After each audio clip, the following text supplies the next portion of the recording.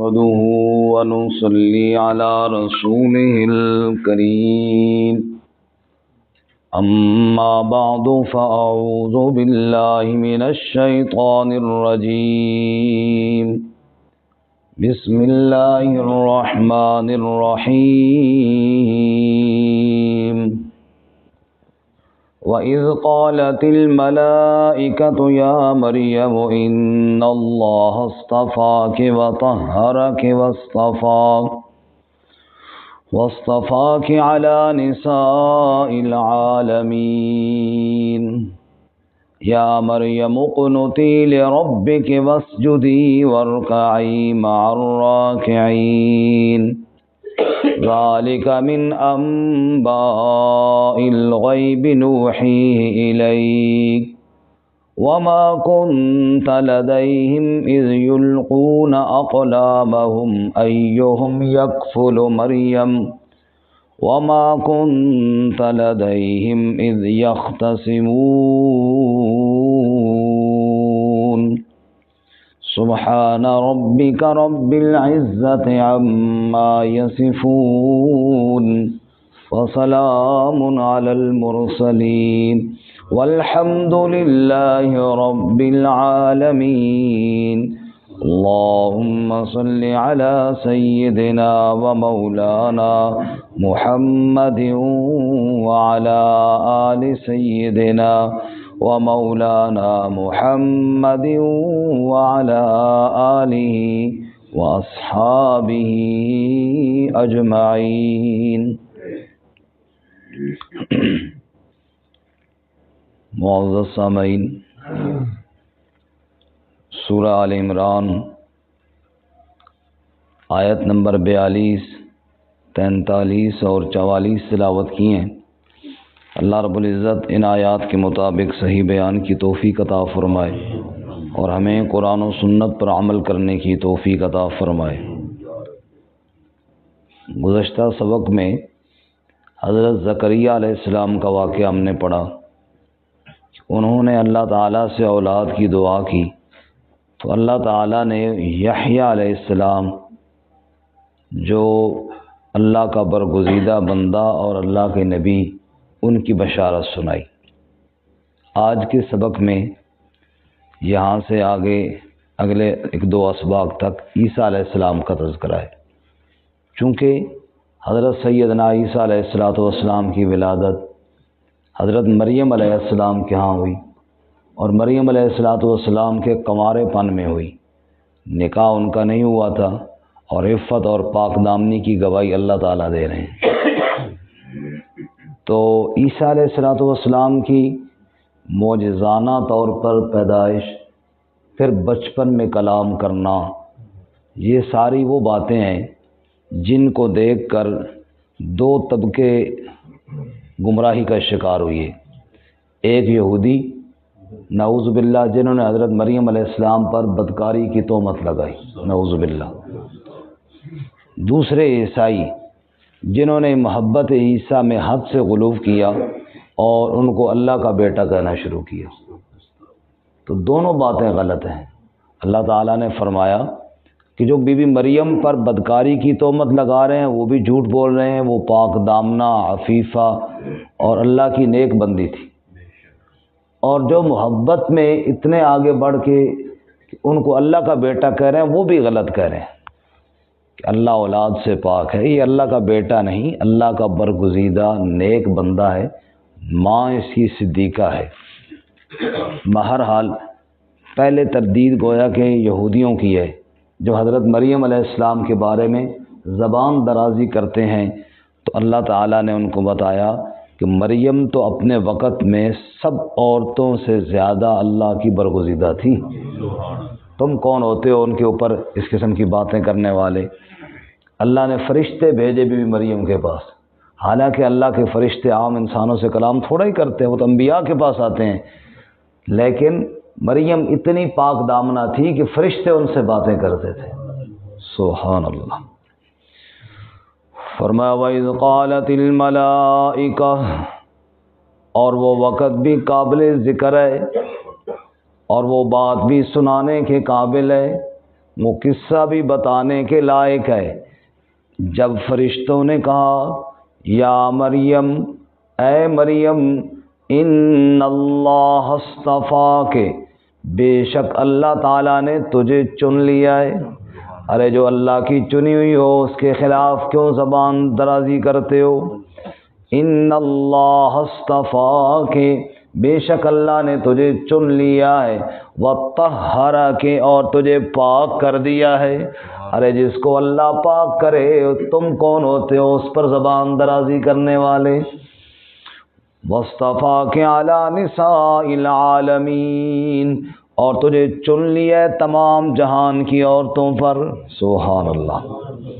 تو اللہ تعالیٰ نے پاک کیا ہے ہر عیب سے، جو خواتین میں عیب ہو سکتے ہیں اللہ نے ان عیبوں سے تجھے بچایا ہے، اور اس وقت جتنی عورتیں تھیں اللہ نے ان پہ فوقیت دی۔ یہ اس وقت کی بات میں اس لیے کہہ رہا ہوں کہ احادیث مبارکہ میں سیدہ فاطمہ الزہرا رضی اللہ تعالی عنہ اور ام المومنین سیدہ عائشہ صدیقہ رضی اللہ تعالی عنہ کے لیے بھی الفاظ آئے ہیں۔ حضور اقدس صلی اللہ علیہ وسلم نے ارشاد فرمایا کہ فاطمہ تو سیدۃ نساء اہل الجنہ، فاطمہ میری بیٹی یہ جنتی عورتوں کی سردار ہے۔ اور سیدہ عائشہ صدیقہ رضی اللہ عنہ کے بارے میں فرمایا فضل عائشہ علی النساء کفضل الثرید علی الطعام، عائشہ کی فضیلت باقی عورتوں پر یوں ہے جیسے سرید کھانے کو باقی کھانوں پر فضیلت حاصل ہے۔ تو یہ اپنے حساب میں یہ بڑی شان والی، اس وقت بی بی مریم بڑی شان والی۔ باقی تقابل کے تو ہم ویسے بھی قائل نہیں ہیں کہ خواہ مخواہ ایک کی شان بڑھا کے دوسروں کو گھٹایا جائے۔ سید عطا اللہ شاہ بخاری رحمۃ اللہ علیہ سے کسی نے پوچھا تھا شاہ جی ایک گل دسو کہ سیدہ فاطمہ دی شان زیادہ یا سیدہ عائشہ دی شان زیادہ؟ شان زیادہ کس کی ہے؟ چونکہ یہ مقابلے تو لگے رہتے ہیں کہ فلانے کی شان بڑھاؤ اور فلانے کو کم کرو۔ تو شاہ صاحب نے بڑی پیاری بات فرمائی۔ شاہ صاحب فرمانے لگے تم پوچھتا ہے فاطمہ کی شان زیادہ ہے یا عائشہ کی شان زیادہ ہے؟ میں کہتا ہوں اگر نبی کی ازواج کی طرف دیکھو تو پھر عائشہ کی شان زیادہ ہے، نبی کی بنات کی طرف دیکھو تو فاطمہ کی شان زیادہ ہے۔ تو ہر ایک اپنے مقام میں شان والی ہے، کیا ضرورت ہے کہ دوسرے کی شان کو ہم گھٹائیں اور پھر ایک کی شان کو بڑھائیں؟ خود رسول اللہ صلی اللہ علیہ وسلم نے اپنے بارے میں فرمایا کہ مجھے یوں نہ بڑھاؤ جیسے عیسائیوں نے عیسیٰ ابن مریم کو بڑھایا ہے۔ تم میرے بارے میں جب کہو تو فقولوا عبد اللہ و نبیہ، کہو اللہ کا بندہ اور اللہ کا نبی محمد صلی اللہ علیہ وسلم ہے، اور ایسے نبی پاک صلی اللہ علیہ وسلم کی شان مت بیان کرو کہ باقی سارے انبیاء کی شان کو تم گھٹانا شروع کر دو۔ فرمایا یہ طریقہ درست نہیں ہے، سارے انبیاء شان والے ہیں۔ ہاں رسول اللہ صلی اللہ علیہ وسلم کے اللہ نے ختم نبوت کا تاج پہنایا ہے، ایسے ہی سیدہ فاطمہ بھی شان والی، سیدہ عائشہ بھی شان والی، آپ کی دیگر ازواج بھی شان والی، آپ کی دوسری بنات بھی شان والی، اور سیدہ مریم بھی بڑی شان والی، سیدہ آسیہ بھی بڑی شان والی۔ بہرحال کسی ایک کی شان کو گھٹا کے اور تکثیر کر کے دوسروں کو بڑھانا یہ بات درست نہیں ہے، سب شان والی ہیں۔ بہرحال حضرت مریم کی شان کو اللہ تعالیٰ یہاں بیان فرما رہے ہیں، اور عیسائیوں کی یہودیوں کو سمجھا رہے ہیں کہ تم بی بی مریم کے خلاف زبان درازی کرتے ہو، وہ تو بڑی ہی نیک خاتون تھی، اللہ کی چنی ہوئی خاتون تھی۔ سب کہو سبحان اللہ۔ یا مریم اقنتی لربک، اے مریم فرما برداری اختیار کر اپنے رب کے لیے، اللہ نے تجھے چن لیا ہے۔ تو اب اس کا مطلب یہ نہیں ہے کہ تو نے اعمال چھوڑ دینے ہیں، جیسے ہمارے یہاں ایک یہ بھی بڑا تصور پایا جاتا ہے نا، بادشاہ یہ اور اتنے بزرگ ہو گئے نا، یہ نماز روزے تو بے شک باہر ہی نکل جانا تو کوئی مسئلہ نہیں، چونکہ ہوں اللہ دے بہت قریب ہو گئے نے تو لہٰذا ان کو اجازت ہوگی۔ ایسی کوئی بات شریعت میں نہیں۔ دیکھو نا مریم علیہ السلام کے بعد فرشتے آئے ہیں اور بتا رہے ہیں کہ اللہ نے تجھے چنا ہے، اور ساتھ یہ بھی کہہ رہے فرما برداری اختیار کر رب کے لیے، رب کے اعمال اور احکامات کو چھوڑنے کی اجازت۔ ایک بڑا مشہور واقعہ حضرت شیخ عبد القادر جیلانی رحمۃ اللہ علیہ کا، کہ شیخ صاحب جا رہے ہیں، رات کا وقت ہے، آسمان کی طرف جو دیکھا تو اوپر چمک آئی جیسے لائٹ چمکتی ہے، تو آواز آئی اے میرے بندے عبد القادر، تو نے بڑی عبادت کر لی، آج کے بعد تو عبادت نہ بھی کرنا تو کوئی مسئلہ نہیں، تجھے اجازت ہے۔ ہمارے جیسا کہ ہوتا تھا کہ وہ پھولے نہ سماتا، واہ جی واہ میں نے تو چھٹی مل گئی۔ لیکن شیخ عبد القادر جیلانی نے کہا اچھا یہ تو کوئی ابلیس کی چال لگتی ہے۔ اللہ اپنے نبی صلی اللہ علیہ وسلم کو کہہ رہے وَاعْبُدْ رَبَّكَ حَتَّى يَأْتِيَكَ الْيَقِينُ، میرے نبی موت تک رب کی عبادت نہیں چھوڑنی۔ نبی پاک کو تو چھٹی نہیں ملی، میں نے شاید بڑی عبادت کر لی کہ مجھے چھٹی مل گئی۔ فوراً کہنے لگے لا حول ولا قوت الا باللہ، یہ شیطان بے ایمان کوئی چال چل رہا ہے اور شیطان مجھے گمراہ کر رہا ہے۔ اے اللہ میں تیری عبادت سے نہیں چھٹی لے سکتا، مرتے دم تک مجھے اپنی عبادت کے ساتھ لگائے رکھ۔ تو کہتے شیطان نے کہا بڑا تیر مارا تھا لیکن بڑا چونکہ علم والا تھا نا، علم کی وجہ سے بچ گیا۔ حضرت نے فرمایا علم کی وجہ سے نہیں، اللہ کے فضل کی وجہ سے بچ گیا، ورنہ تو علم والے کئی دھرے کے دھرے رہ جاتے ہیں۔ علم رب بچائے تو بندہ شیطان کی چالوں سے بچتا ہے۔ اللہ ہم سب کو محفوظ فرمائے۔ تو چھٹی نہیں کہ جناب اب آپ نے بڑے اونچے ہو گئے ہیں تو نماز نہ پڑھیں، تو نہ نماز کی چھٹی نبی پاک صلی اللہ علیہ وسلم کو نہیں ہے۔ آپ صلی اللہ علیہ وسلم آخری وقت تک دو بندوں کے سہارا لے کر مسجد میں آ رہے ہیں، تو مجھے تجھے یا کسی اور کو چھٹی کہاں مل سکتی ہے؟ یہ بزرگ نماز کو نہیں پڑھنے کہ یہ نماز مدینہ شریف پڑھنا، روٹی اتنے کھانے نے تو نماز مدینہ شریف۔ مدینہ شریف جو گئے نے تو مدینہ دی کھجوریں چنگیاں نہیں لگنیاں ظالم نوں، اتوں پھر بھوکا آ گیا۔ نبی پاک کے شہر گیا ہے تو وہاں سے خالی واپس آ گیا، نماز وہاں نہیں پڑھتا، نماز وہاں پڑھتا ہے، روٹی یہاں کھاتا ہے۔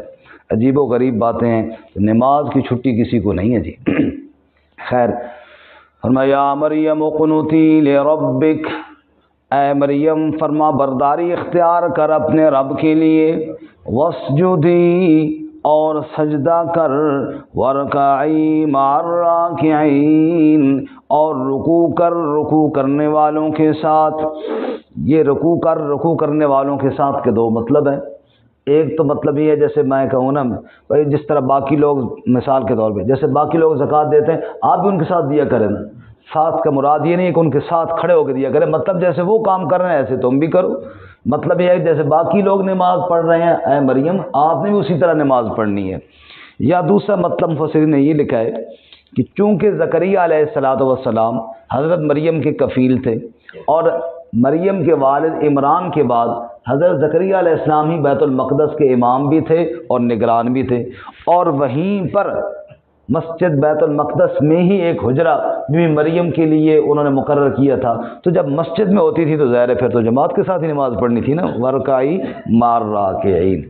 بہرحال اللہ نے بتایا کہ فرشتوں نے حضرت مریم علیہ السلام کی عفت اور پاک دامنی کو بھی بیان کیا اور ان کو خاص عبادات کی بھی تلقین کی۔ تو اے یہودیو جو بھی مریم کے بارے میں زبان درازی کرتے ہو، تمہیں شرم نہیں آتی؟ اتنی پاک دامن عورت جس سے فرشتے کلام کریں اور ظالموں تم ان پر تہمت لگانے سے باز نہیں آتے ہو؟ روکو اپنی زبانوں کو اور شرم کرو، مریم پاک دامنہ عورت تھی، خبردار اس کے بارے میں کوئی زبان درازی مت کرے۔ اچھا جی، اب یہ واقعہ یہاں تک سنانے کے بعد آگے ہے جملہ معترضہ۔ جملہ معترضہ کا مطلب یہ ہوتا ہے ایک واقعہ چل رہا ہو، بیچ میں بندہ کوئی بات کر دے۔ مثال کے طور پہ جیسے رات کا ہمارا بیان جاری تھا، یوسف علیہ السلام کا واقعہ چل رہا تھا، بیچ میں نے کہا بھائی فلاں فلاں بندے ذرا قریب آ جائیں، پیچھے بیٹھے ہو، تو یہ واقعے کا حصہ تو نہیں ہے لیکن یہ بات موقع کے لیے ہے۔ اب یہاں پہ یہ واقعہ چل رہا ہے، آگے انشاءاللہ ہم کل بھی پڑھیں گے۔ درمیان میں اللہ تعالیٰ اپنے نبی حضرت محمد مصطفیٰ صلی اللہ علیہ وسلم کو بتاتے ہیں اے میرے محبوب صدیوں پہلے کا یہ قصہ اور آپ سنا رہے ہیں آج، کیوں؟ اس لیے کہ آپ میرے سچے نبی ہیں نا، آپ میرے سچے نبی ہیں نا، آپ کی طرف میں یہ غیب کی خبریں وہی کر کے آپ کو بتا رہا ہوں نا، ورنہ اور کسی کی طرف تو میں نے وہی نہیں کی ہے۔ اس واقعے کو اللہ نے اپنے نبی کی نبوت کی صداقت کی دلیل بنایا ہے جی۔ فرمایا ذالک من انباء الغیب، یہ غیب کی خبروں میں سے ہے، نوحیہ الیک، ہم وحی کرتے ہیں اس کو آپ کی جانب، وما کنت لدیہم، اور حالانکہ آپ وہاں نہ تھے ان کے پاس، اذ یلقون اقلامہم ایہم یکفل مریم، جب وہ اپنی قلموں کو ڈال رہے تھے کون مریم کا کفالت کرے گا۔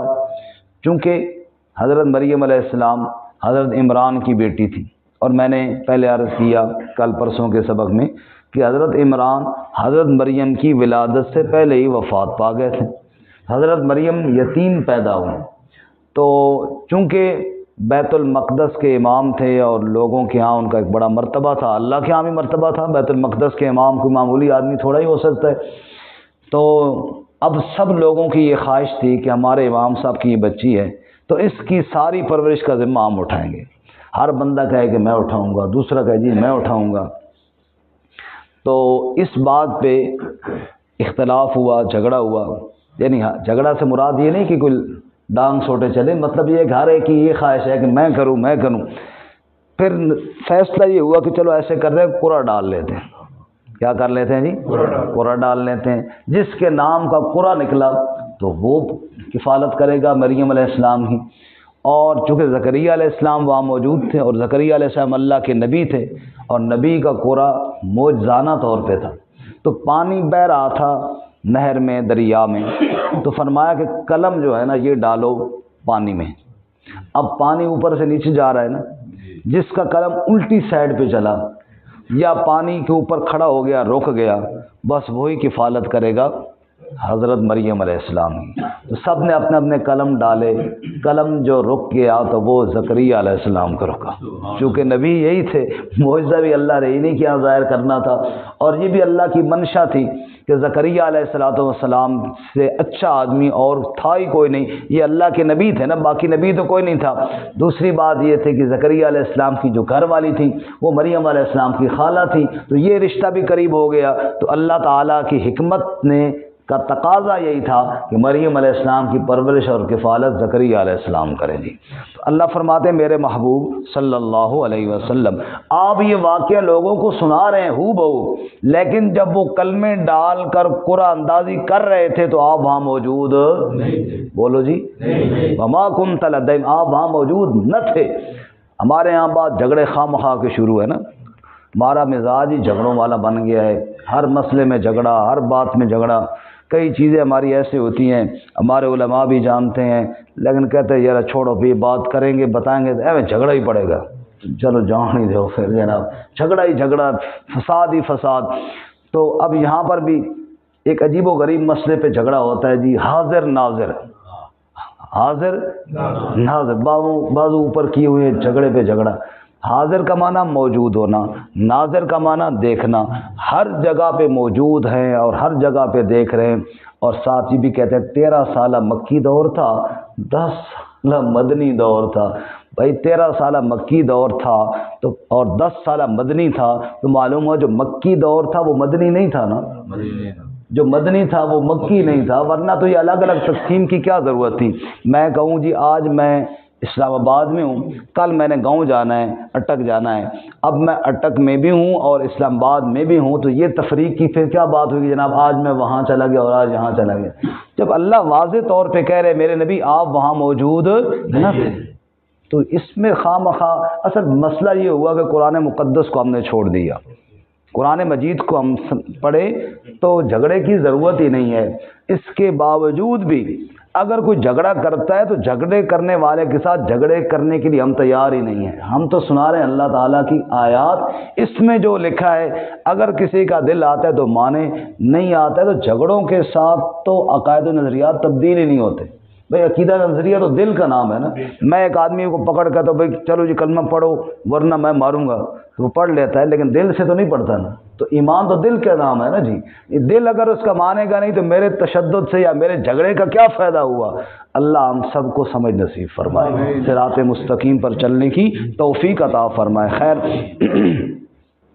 اللہ فرماتے ہیں وَمَا كُنْتَ لَدَيْهِمْ، اور نہ تھے آپ ان کے پاس، اذ یلقون اقلامہم، جب وہ ڈال رہے تھے اپنی قلموں کو، ایہم یکفل مریم، کہ کون ان میں سے مریم کا کفالت کرے گا، وما کنت لدیہم اذ یختصمون، اور آپ نہ تھے ان کے پاس جب وہ بحث کر رہے تھے، جھگڑا کر رہے تھے، کس بارے میں؟ مریم کی کفالت کے بارے میں۔ آپ وہاں پہ موجود نہ تھے، جب آپ موجود نہ تھے تو واقعہ ہو گیا غیب کا. واقعہ کیا ہو گیا؟ اب غیب کی یہ خبر آپ بتا کیسے رہے ہیں؟ اس لیے کہ ہم نے آپ کی طرف وحی کی ہے. نوحیہ الیک، ہم نے آپ کی طرف وحی کی ہے. اور یاد رہے کہ غیب کی ایک خبر نہیں، غیب کی کئی خبریں اللہ نے اپنے نبی کو بتائی ہیں. غیب کی کئی خبریں اللہ نے اپنے نبی کو بتائی. یہ سارا واقعہ غیب کا ہی ہے. نوح علیہ السلام کا واقعہ، یونس علیہ السلام کا واقعہ، یوسف علیہ السلام کا واقعہ، موسیٰ علیہ السلام کا واقعہ، یہ سب غیب کی خبریں نہیں تھیں، اللہ نے اپنے نبی صلی اللہ علیہ وسلم کو بتائی ہیں. تو اس کا بھی انکار نہیں ہے کہ اللہ نے اپنے نبی کو غیب کی خبریں کیوں بتائی ہیں. سینکڑوں واقعات اللہ نے اپنے نبی کو غیب کی خبروں کو بتائے ہیں. رہا بات کلی علم، وہ اللہ تعالیٰ کے پاس ہے. چلو ایک بات میں عرض کر دوں پھر بات ختم کریں، اس سے آگے انشاءاللہ کل پڑھیں گے. 3 باتیں اگر آپ یاد رکھیں نا، 3 باتیں، تو انشاءاللہ سارے جھگڑے ختم ہو جائیں گے. اگر سمجھ کے ساتھ ضد کو دل سے نکال کے بندہ رکھ. کتنی باتیں؟ 3. سارے بولیں جی تاکہ یاد ہو جائیں. ایسے بولیں تاکہ جو سوئے ہیں وہ جاگ جائیں نا. باقی تو چلو بندے وہ 3-4 ہی بندے بھی 3 ہی بول رہے ہیں. باتیں بھی 3 ہیں اور جواب دینے والے بھی کتنے ہیں؟ 3 ہیں. چوتھے بندہ تو سوئے ہوئے. پہلی بات، اللہ تعالیٰ کی جتنی صفات بھی ہیں، اللہ تعالیٰ کی صفات ذاتی ہیں، مخلوق کی صفات عطائی ہیں. یعنی اپنی صفت نہیں ہے، اللہ کی دی ہوئی ہے، عطائی ہے. اللہ کا علم ذاتی ہے، اللہ کا دیکھنا ذاتی ہے. مخلوق کا علم، مخلوق کا جاننا سننا وغیرہ جتنی صفتیں بھی ہیں یہ اللہ کی دی ہوئی ہیں. پہلا فرق مخلوق اور خالق میں کیا ہوگا کہ اللہ تعالیٰ کی صفات ذاتی ہیں، مخلوق کی صفات کیا ہیں؟ یاد ہوگے.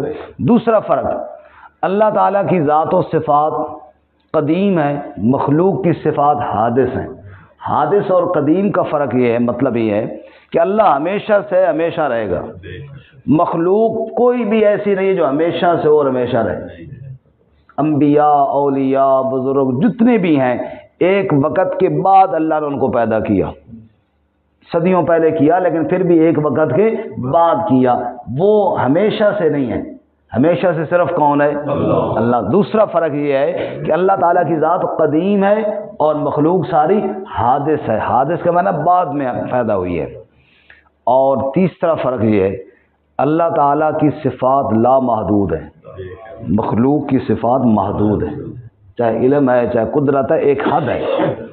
میرے پاس اتنا علم ہے، آپ کے پاس زیادہ علم ہے، اس سے بڑے عالم کے پاس اور زیادہ ہے، فقہاء محدثین کے پاس اور زیادہ ہے، صحابہ کے پاس اور زیادہ ہے، انبیاء کے پاس اس سے بھی زیادہ ہے. لیکن پھر بھی ایک حد ہے.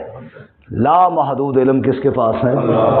اللہ تعالیٰ نے انبیاء کو 1 نہیں 2 نہیں ہزاروں واقعات بتائے ہیں غیب کے، لیکن پھر بھی مکمل علم کس کے پاس ہے؟ بس یہ فرق اگر ذہن میں رہے تو پھر یہ سارے جھگڑے ختم ہو جاتے ہیں. اور یہ فرق تقریباً غور بندہ کرے تو سمجھ بھی آ جاتے ہیں کہ واقعی خالق اور مخلوق میں فرق تو ہے نا.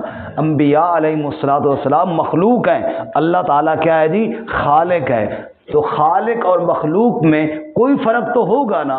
وہ فرق جو ہے اگر ملحوظ خاطر رکھا جائے پھر ہر بات اور ہر تعریف ان کی شان میں ہم جو کریں گے انشاءاللہ ہمارے لیے اجر کا باعث ہوگی.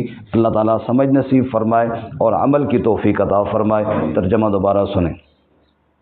فرمایا وَإِذْ قَالَتِ الْمَلَائِكَةُ، اور جب کہا فرشتوں نے، یا مریم، اے مریم، ان اللہ اصطفاک، بے شک اللہ تعالیٰ نے تجھے چن لیا، وطہرک، اور تجھے پاک کر دیا، واصطفاک علی نساء العالمین، اور تجھے چن لیا تمام جہان والی عورتوں پر. یا مریم اقنتی لربک، اے مریم فرما برداری اختیار کر اپنے رب کے لیے، واسجدی وارکعی مع الراکعین، اور سجدہ کر اور رکوع کرنے والوں کے ساتھ. ذالک من انباء الغیب، یہ غیب کی خبروں میں سے ہے. نوحیہ الیک، ہم اس کو وحی کرتے ہیں آپ صلی اللہ علیہ وسلم کی طرف. وما کنت لدیہم، اور آپ نہ تھے ان کے پاس. اذ یلقون اقلامہم، جب وہ ڈالتے تھے اپنی قلموں کو. ایہم یکفل مریم، کہ ان میں کون کفالت کرے گا مریم کی، وما کنت لدیہم، اور آپ نہ تھے ان کے پاس، اذ یختصمون، جب وہ جھگڑا کرتے تھے،